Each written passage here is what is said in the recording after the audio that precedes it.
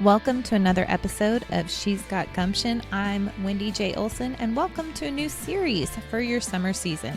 Our music has been graciously provided by Brett and Emily Mills of Jesus Said Love in Waco, Texas, off their album, Never Too Far. This summer, we'll be diving into a series I like to call Things We Can't Talk About in Church. We're going in deep and having some tough conversations. Let's put on our boots and walk through this together. Let's chat.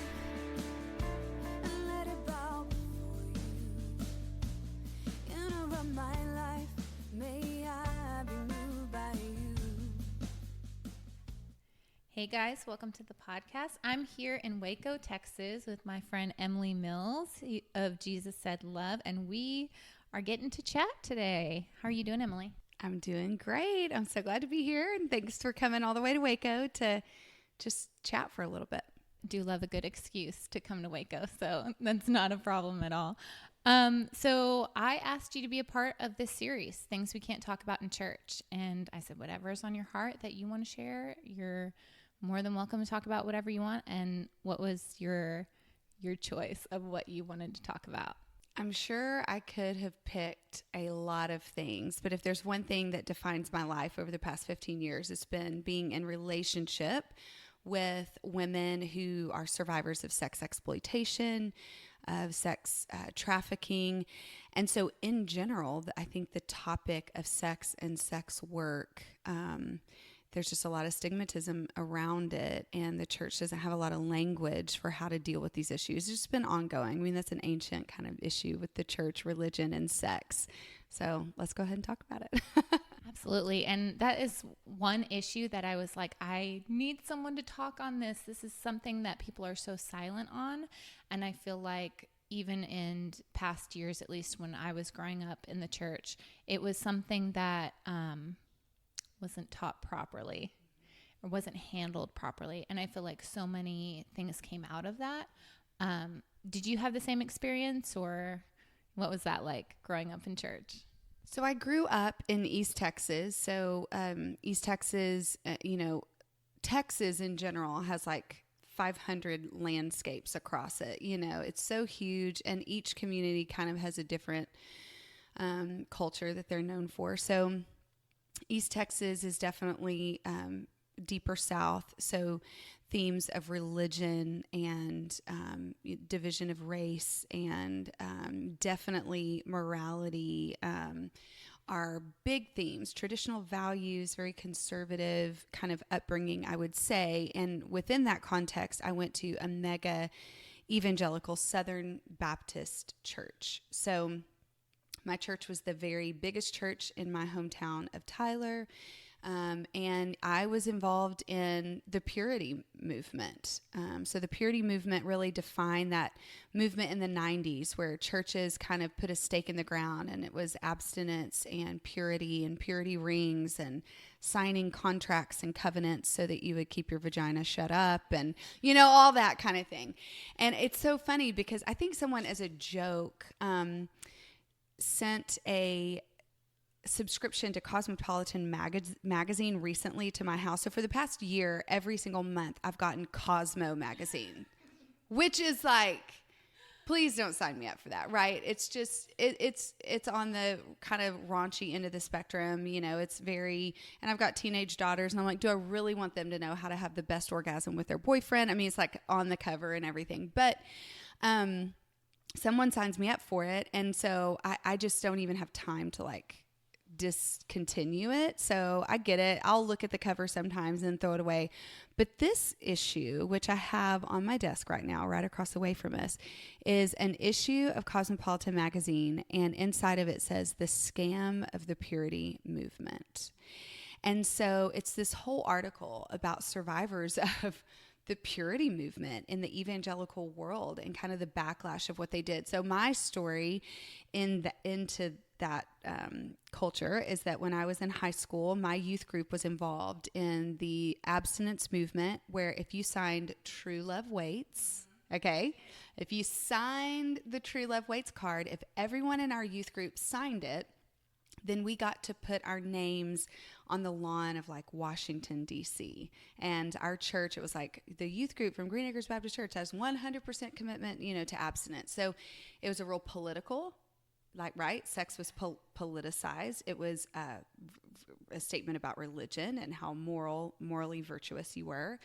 And so our church wanted to be known for that. And I was the only one in my youth group who wouldn't sign it. But I was totally a virgin. Yeah. I wasn't sleeping with anybody. But so my youth pastor was really kind of appalled because I was, well-known, president of my class, and he's like, why wouldn't it? So he calls my dad. So my youth minister, so a man, he's a man calling my dad, head of the house, right? And he's like, we need to have a conversation with your daughter because she won't sign this. And it's probably because she's having sex. So I had a conversation with my dad and youth minister about why I wouldn't sign the Pure True Love Waits card. And the only reason I really had for it at the time wasn't because I didn't want to be, quote, a good girl. It was because I didn't like that someone was trying to control me and control my choice. And it was this fallacy of like, that card really isn't going to keep me, quote, pure if given the right circumstances. So I don't know. It's really interesting because I always kind of played with this good girl, but yet also like truth, like really having a high stake for and a high standard for like, this doesn't feel true in what's true and good to be asking students to do. So that's my True Love Wait story. It's funny because I did sign one of those, but it did not work. It did not take. And I've always had like a problem with that because you always feel like, and I've talked to several people that kind of did the same thing where it's like, well, now you're a failure, and all the pressure is put on the woman, I mean, sure, like, there's that whole thing in the church where it's like, well, boys will be boys, but girls, keep your legs closed. That's just so damaging to me. So I feel like you taking the stance of like, no, I'm not going to do that. I mean, I wish I had done that because that's incredible. Oh, well, I think it just, to me, what we love to do in the church is make really extreme blanket prescriptives of what faith looks like. And so at least for evangelical land, it's like to be a good Christian means you don't do, it's all the don'ts instead of the do's. It's like you don't do this, you don't get drunk. Yeah, don't cuss, don't drink, don't smoke, don't have sex. And so, it just felt like it was trying to make prescriptive over my faith and my body, which is organic and alive and personal and nuanced, and like my faith is going to look, there are some things that may be common themes throughout the Christian faith as far as being good, kind, people. That should certainly be markers of our faith. But as far as making prescriptives down to the T of how that's actually fleshed out, I just don't think that you can do that in the church. I don't think so either. I think it's different for everybody. You know what I mean? And it's such a personal choice too. And I completely agree with that, is that you can't black and white something like that. So when we're talking about the issue of sex or sex work and how we can't talk about that, I think I was just having this conversation with my husband, Brett, last night, who co-leads this work of Jesus Said Love and Lovely with me. And we got to talking about the issue of prostitution and the issue of whether it should be legalized or not. And, there's this whole kind of movement to legalize it. And then there's an abolitionist kind of movement that's like, no, this isn't good for women and it promotes gender inequality. And the other argument's like, no, it actually reduces harm. And so we're reading it and we're talking about it. And I think the thing that's still just so sad to me at the center of it is that women are at the center of it. All these conversations are happening. There's so much. The reason we don't like to talk about sex and even sex work is because, first of all, the issue of how much shame we have attached to it from the very beginning, that it has been a shameful thing to be a sexualized woman. And so there's shame attached to it. There's also power. So there's so much power attached to sex. If you are into like historical pieces, you look at the queens of England or the Queen of Scots, and you look at like even from old historical context of how much power sex, having the baby, who could sleep with Henry VIII, who was going to bring forth a son to take over the throne, and so you look at sex becomes a powerful leveraging tool instead of its original purpose, which is fostering empathy and intimacy, connection, and procreation. I mean, those are beautiful pieces that are very powerful, but can be so abused and mishandled, and especially in terms of like church and religion and God. And I think you hit the nail on the head with the shame part, because that's the first thing I thought of, is especially in the purity movement, about how much you were shamed into doing this. And even in your experience, your pastor called your dad to shame you, or to, like, he thought he had caught you in something, right? And I think that the whole dynamic, you see so much of this lately, is the liberation movement of like women trying to take back the power in sex, but really you're still hurting your soul. Like some of these girls that I watched, did you watch Liberated? Yeah. Okay. And you see like where they think, because you're right, it's about like a power situation. They think, oh, well, now I have the power, but really they just put themselves in a situation where they're still powerless, but they're just convincing themselves that they are the one in power. So I think for listeners who maybe haven't seen Liberated, or for what you're talking about, you're talking about the casual sex and hookup culture. Right. Okay, so I think in terms of the feminist movement, I think the good that has come from that is this awareness that my body is my body and I get to make choices that reflect me and my values. The problem is we don't know what our values are. We, as individuals, largely, if I were to ask you, well, what are your core values as a woman? What are your 5 core values? And then for you to make every single life decision, including who you sleep with, to be based on, am I being true to my core, whether or not your core value is as a faith-based follower of Christ, or if it has nothing to do with that, but maybe it's integrity. I value integrity. That means every choice I make, it means, in the words of Brene Brown, I'm going to honor what is good over what's fun, fast, or easy.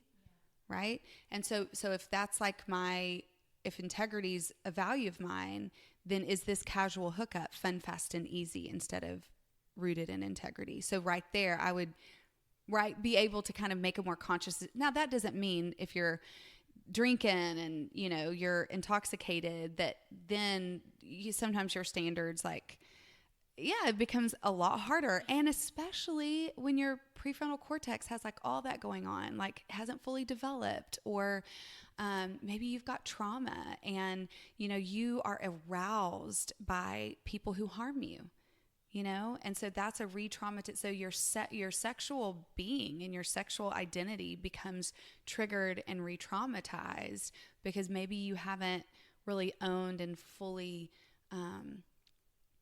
really understood what you've been through as a child or adolescent up until that point. So I think the casual hookup culture is largely a result of definitely liberation, but also a lot of misinformation about sex and what sex is, and even the goodness of what it is surrounding, just the beauty of sex. So I think sex is positive. I love sex. I think we should talk about good sex more.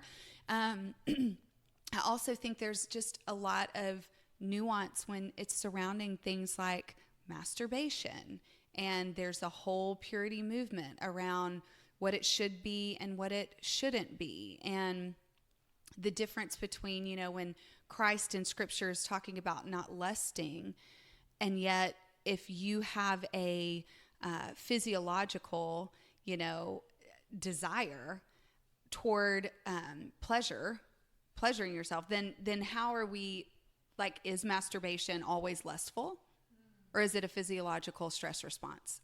That specific subject is so tough for me because I have a son. I have a 14-year-old son, and I meet both me and my husband. I'm like, dude, he's a boy. You got to take this one. I don't know. It's such a balancing act of, well, what's okay, and sometimes we just want like the black and white answer, like, Jesus, fix this, tell me what's okay here. And how do we teach our kids to be healthy individuals? So much of that is them being self-aware. Well, at 14, at 15, at 18, you're just not aware of who you are. I've only met like a handful of healthy, self-aware teenagers. So it's like, I just want to ask their parents, like, what did you do? How does that work? Because I think we all want to know, how can we get them there quicker? Am I right in that? I think the question is not how do I get them there quicker, as much for me as having 2 teenage daughters, and I have a 9-year-old little boy.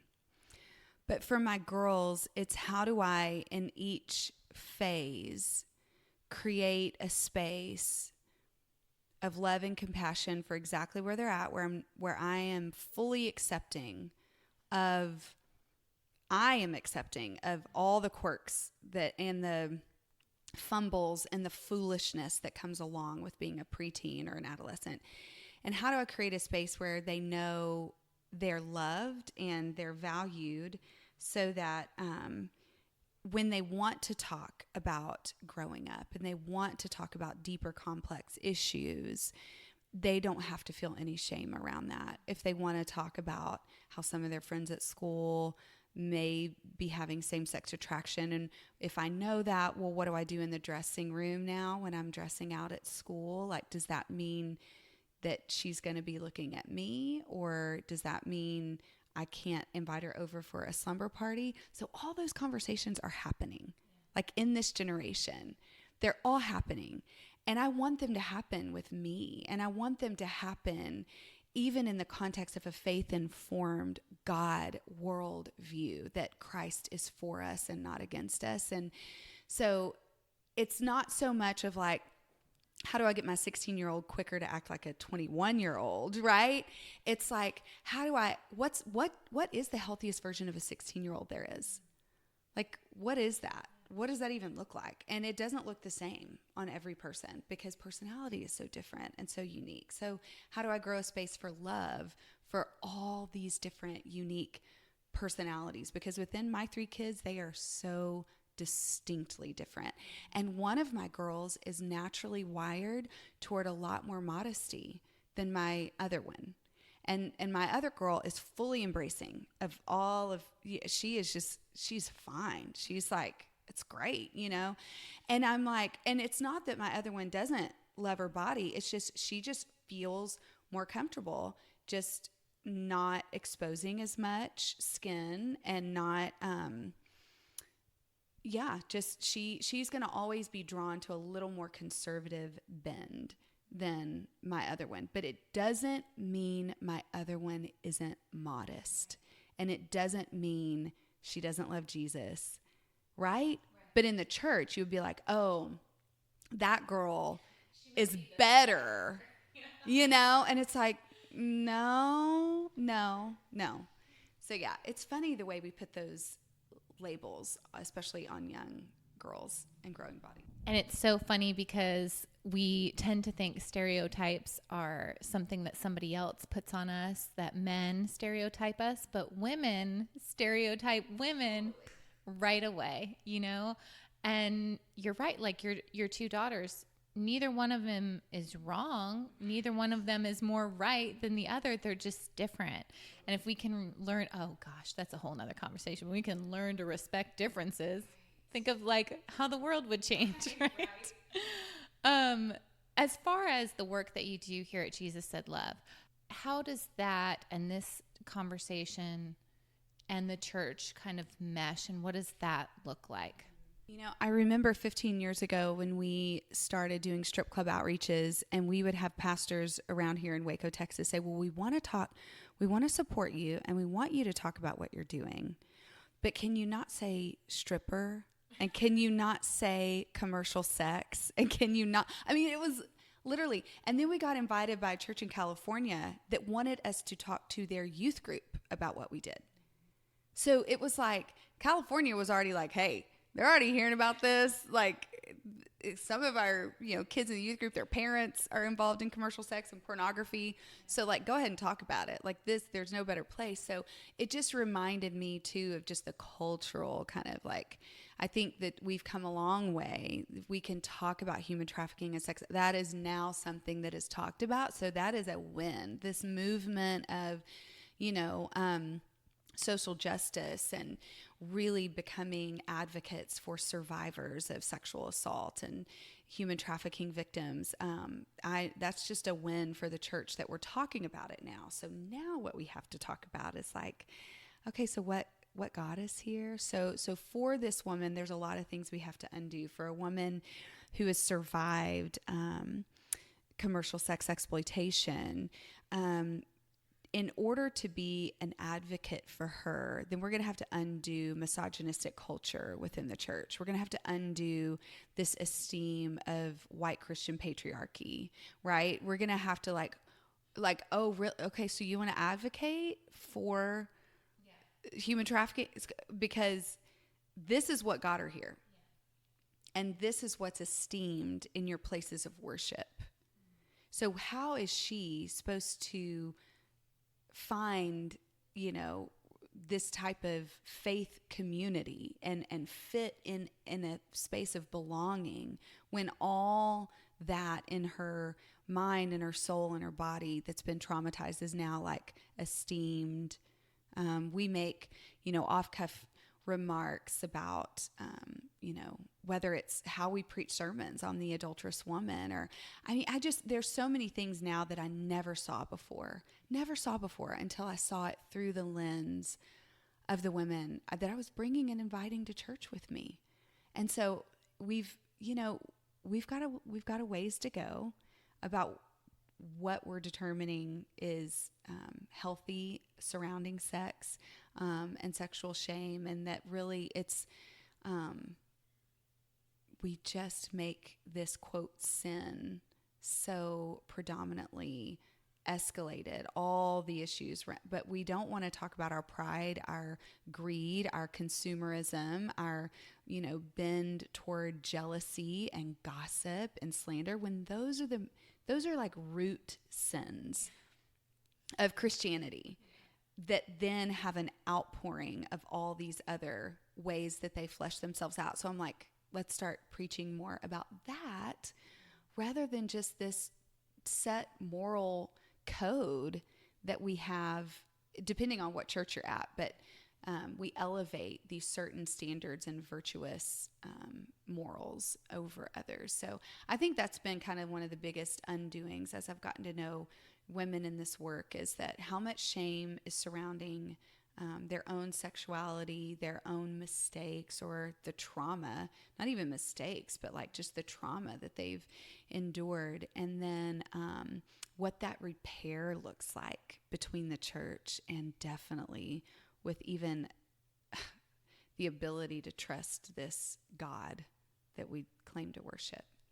I think it's tough when church hurt is like a really common phrase for people to enter back into, a faith community if they've been hurt before, where some women even that have been exploited before probably did grow up in church. That's not very far-fetched. And maybe they left for a number of reasons, but maybe that's not really a safe place for them to go back to. Are we willing to be accepting of everyone like Jesus was? Or are we just drawing a line in the sand saying, oh, well, that sin there, we can't let you in there. You know what I mean? My friend Jamie Amrine was on last week, and she talked about how we tend to a la carte the 10 Commandments, right? Like, we're like, hey, I'm doing really good at not murdering people, you know, like that one I'm good on. But everything else, we're like, well, you know, we have these, you're right, these big sins, you know, that like stick out. We're like, don't do this, don't do that, don't do this.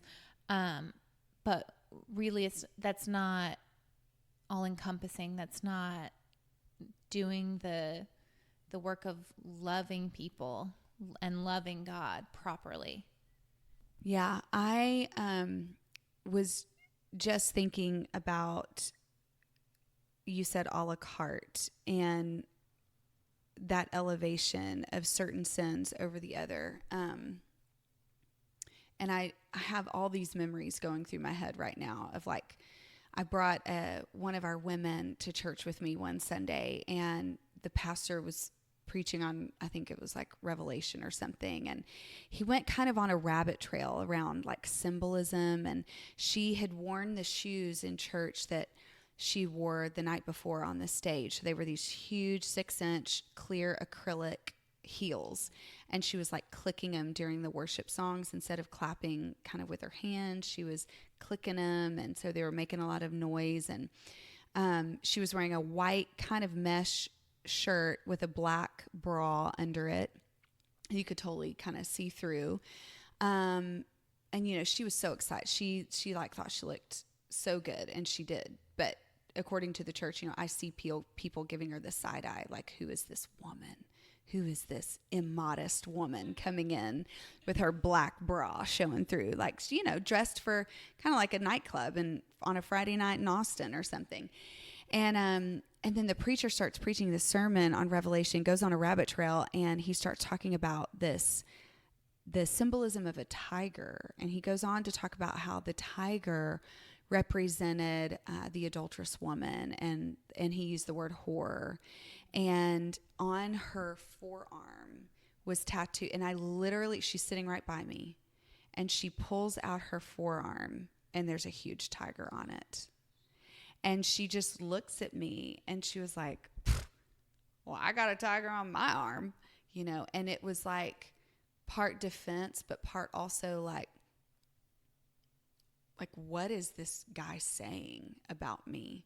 Like, do I have some mark of the beast? He was talking in these apocalyptic terms, and here she is with a tiger tattooed. And so I just think, you know, things like that, we have to understand that everything we are saying from a platform that has God slathered on it comes with a weight of responsibility toward your audience and the people that you're speaking to. And you've got to include the women that JSL reaches, because they are part of your community. They are a community whose voices have been marginalized, that has not been at the center. So all these sermons you're preaching that you think are hitting the target of like reaching all these, it's not reaching her.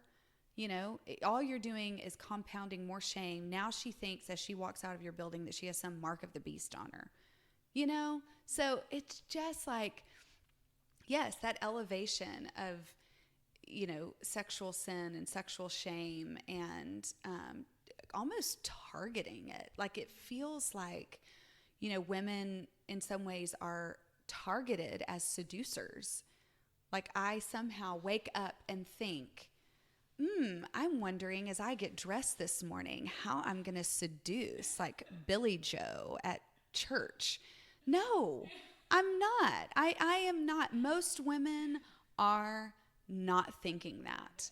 They are thinking, how can I look and feel good? And if what they determine that they look and feel good is usually based on what culture has set for them. So it's like this catch-22. Okay, so men have set the standard of what they believe a woman is, what beauty is, right? Big boobs, thin, whatever your build preference is. That becomes kind of this cultural standard of what men think that they want. And And so then as a woman gets dressed, she automatically is filtering her outfit but then she wears that outfit and now she's a whore. So she's done what culture has asked her to do, but now she's a whore because of it. And she definitely can't fit in the church. Yeah. Do you remember that maybe it was a blog post or I can't remember what it was, but it was like, why I'm never going to wear yoga pants again? Oh, gosh. I feel like I do. And I feel like Brett tweeted something about it and got in trouble for it because he was like, lay off the yoga pants. Like, who cares? Like, it was such a big issue in the church of how tight women were wearing, you know, certain things. And I just think for the women that we reached there, you know, we had a community homeless meal the other night, and we had 3 women here who were living on the streets. And, you know, Brett was here. My son was here. My son brought his friend here. My daughter was here. She brought her boyfriend. You know, I'm not really looking at how low cut her crop top is. She's hungry and is piling on Chick-fil-A chicken nuggets like she hadn't eaten in 2 weeks. So we make all these standards and we're not reaching down to the fact of basic human needs, of love and belonging, of food, shelter, clothing. Like let's worry about some of those things a little more. I think we've got a lot of stuff backwards. I work the first time guest area at our church in Fort Worth. And so I get to meet everybody that comes through. And we just had like one Sunday, it was just a plethora of like, I mean, you had like the people that live near TCU and that are like, you know, alumni and investors. And then you had this woman that she was about to get kicked out of her apartment and she was barely dressed and just threw on, like, you could tell, like, just whatever she had. Then you had kind of middle of the road people that like struggle, like straight up middle class. And I was like, if you guys' goal is to just be a welcome place for everybody from every walk of life, like, check the box. Like, this week just showed it. I'm so grateful that we're all here and we're all loving on each other no matter where we come from. I think that's so important. So some of the ways that we like to do that, and of course we want to be respectful of people's spaces, but I think some of the stigma that the church has put on the responsibility on women of whether I side hug or front hug, right? There's all these boundaries and it's all about my body. It's about me. It's like I'm the temptress because I have boobs, like that I'm made in the image of God. God gave me boobs. I don't determine what size boobs I have. Maybe I do. Maybe I got a boob job. Maybe I didn't. I didn't personally, but even still, right? It's like if I show my shoulder or if I wear then can I connect with the opposite sex in a way that doesn't have to be about sex? And the church, what they've done is they've hyper stigmatized sex. So now, if I grew up in that youth group culture where boys want sex and some girls are easy and some girls are whores, and watch out for Jezebel because she has a Jezebel spirit, right? Always heard about the Jezebel spirit. And so it's like, if that's the lens of like, all we want from each other is eventually sex, then I'm not going to know how to connect with you as a friend, as a business partner, as somebody who's an incredible thinker or communicator, or somebody who I might need on my team. Then I don't know how to work with you. And if we want women in the workplace and we want more women of faith to enter the workplace, then we better start teaching our kids how to see people as people and not just sex objects.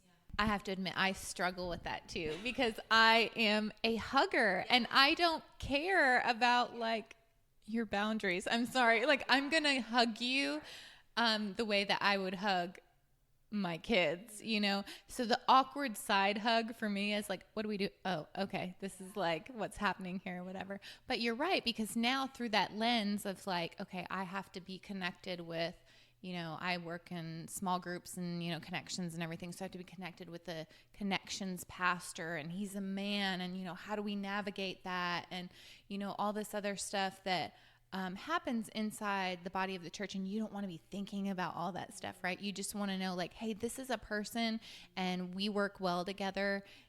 Might hold us back from doing the work and the ministry that we're called to because it makes it awkward and feels weird.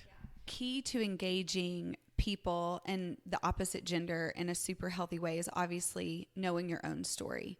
So if I know that I've experienced childhood sexual abuse as a child from an older kind of bad boy type character, kind of a rebel, then when I encounter bad boy types, it might arouse me, right? So like I have to know that about my story instead of just being really kind of like, ooh, why did I just get tingly around this guy looking at me, that he's kind of bad and I kind of feel something inside. But instead of feeling ashamed about that, now what I know is, oh, I might want to be careful because my body's telling me that's the same kind of character that abused me. And he didn't. Yeah. He didn't do anything. And he's not necessarily even doing anything wrong.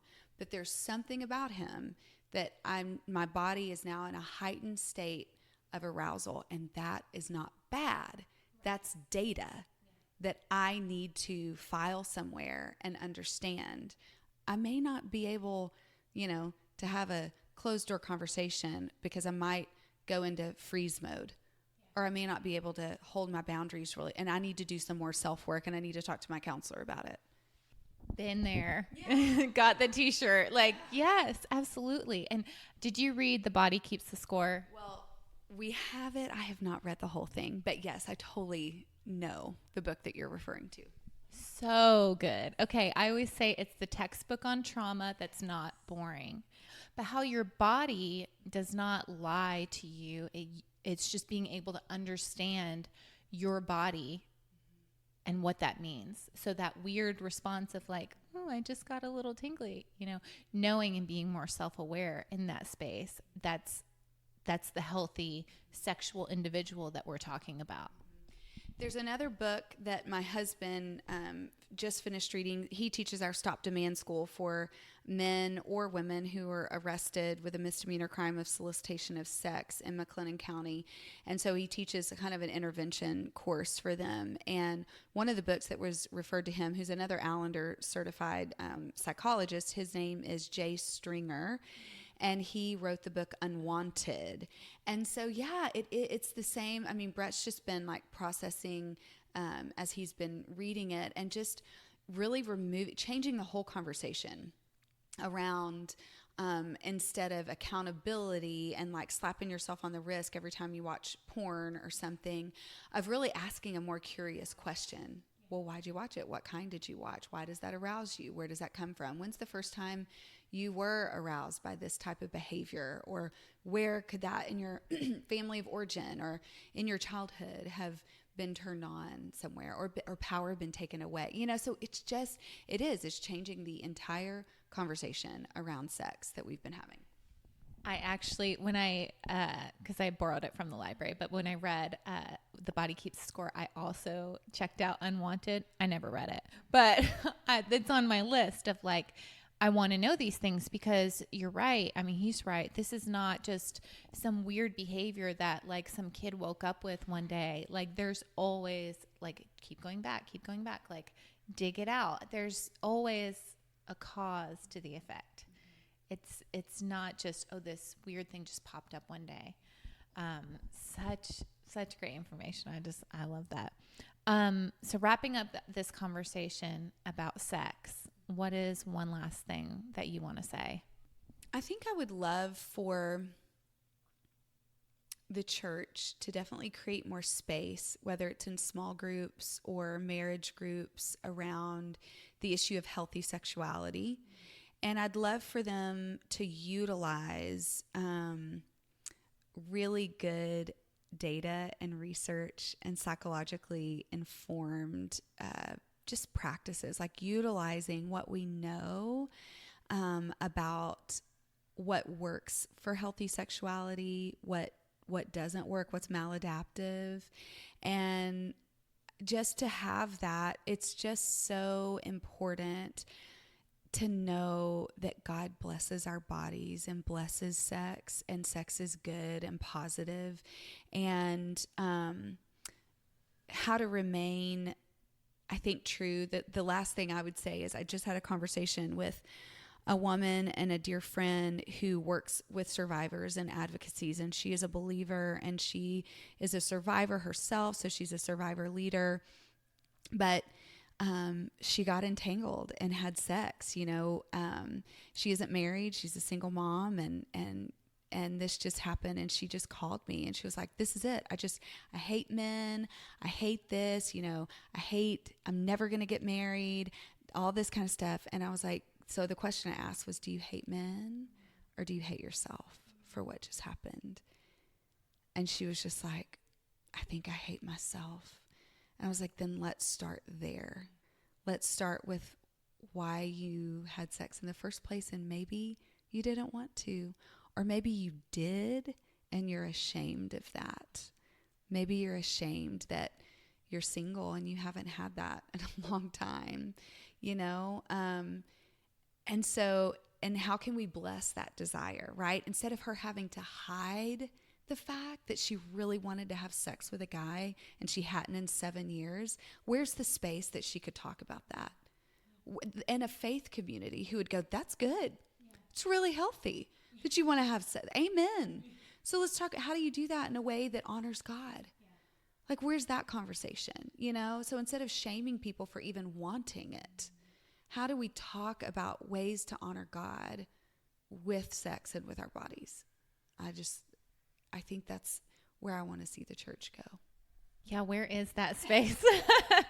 I mean, oh my goodness. And I just think about, our kids, and I mean, I don't know, if anybody knows, like, we're just all kind of just doing the best we can with what we know in this moment, right? And are we going to screw it up sometimes? Sure, but what does that look like going forward? And just, trying to find a healthy space where shame is not a part of the conversation, other than to say, hey, I recognize this as shame and let's step out of it.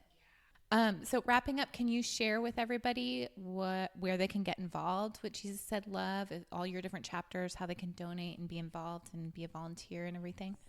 So we right now have outreaches happening in Killeen every single month, and then Waco on special occasions. But we do need, if you're in the Waco or Central Texas area, we definitely could use volunteers, internships. You can go to JesusSaidLove.com, sign up to volunteer or intern, find out all that information. We also want to encourage everybody everywhere across the world to shop Lovely and change lives. So Lovely is our social enterprise aimed at launching micro businesses and giving livable wage jobs to women. Everything we sell is ethically sourced, socially responsible. We really, really, really have to have jobs to change this issue. There is no movement forward without creating more jobs for survivors. Even if we didn't have one more human trafficking victim in history moving this point forward, we have alone 300,000 kids last year who were trafficked, who are going to age out and need jobs in order to feel purposeful. So jobs are just central, and we have some incredible survivor-made products and survivor businesses. So check out our lovelystore.com. You can also find us on Instagram, Lovely Enterprises, or Jesus Said Love. When are those beeswax candles you were telling me going to be out? Yeah, so I've got a beeswax candle burning behind me. So those are in like the beta phase of really just product experimentation, but beeswax is just an incredible product. Right now, I think we've got Turkish beach towels for sale. We're partnering with an artisan family in Turkey, and they're these lightweight, really cool towels you can take on a vacation or cover up as a blanket on the plane, wear them in the fall as a scarf or a wrap. They're wonderful. We have t-shirts that say really empowering statements like love your neighbor and not an object, or celebrate humanity, wake up and love somebody. So these are just positive messages we want to put out in the world. And then we also partner with a couple other things. We make incredible scrubs, we make incredible face mists that are great for sunburn relief too. So if you're super sunned, or your kids are, they're safe for babies as well. So yeah, Lovely and Jesus Said Love, doing good stuff. I love it. Thank you again, Emily, for taking this time and having this conversation, and just all your wisdom is always insightful and helpful, I know, to me. So it'll be helpful to everybody else. So I really appreciate this. Thank you. Thanks for having me. I just love Emily's heart and willingness to talk about this hard subject and have an awkward conversation with me on a Tuesday. I love her reminder of what sex is and what it's meant to be, to create empathy, intimacy, connection, and creation. It's such a great reminder for me as a mom as I begin, in some cases continue, a conversation around sex with my kids. It's no one else's responsibility but ours. And being willing to have those hard and awkward conversations is what makes kids feel safe in sharing their own struggles. We do have a long way to go in the church, but I'm praying these are the stepping stones to get us there, to share, to be open, and to love one another well, to be inclusive, and to get away from a list of don'ts and start talking about why and how instead. And also be willing to admit when we don't have all the answers. Yes, even in front of our kids. If you want to catch up with me in between podcast episodes, you can always find me on Instagram at MRS Mrs. Wendy J. Olson, OLSON. I'm also doing a blog series of this same name, Things We Can't Talk About in Church, on other subjects as well. You can check that out on my website, wendyjolson.com. Thanks again for listening. We hope you're enjoying this summer series as much as we are. Make sure that you subscribe, and if you haven't already, we'd love it if you'd leave us a review. We'd also love 5 stars. Tell us what you're loving. See y'all back next week.